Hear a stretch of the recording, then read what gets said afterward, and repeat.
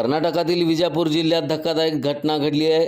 जिल्ह्यातील गोविंदपूर इथं झालेल्या भीषण गोळीबारात 6 जणांची हत्या झाल्याची माहिती समोर आली आहे। कर्नाटक महाराष्ट्र सीमेलगतच्या भीमातीर परिसरातील गोविंदपूर गावात जमिनीच्या वादातून 2 कुटुंबांमध्ये भीषण संघर्ष झाला। या संघर्षाचं रूपांतर टोळी युद्धात होऊन बेछूट गोळीबारात 6 जणांचा मृत्यू झालाय।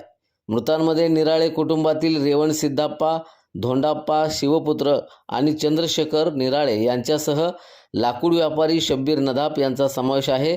तर निराळे कुटुंबातील 2 मुलांचाही या घटनेत बळी गेल्याची प्राथमिक माहिती आहे।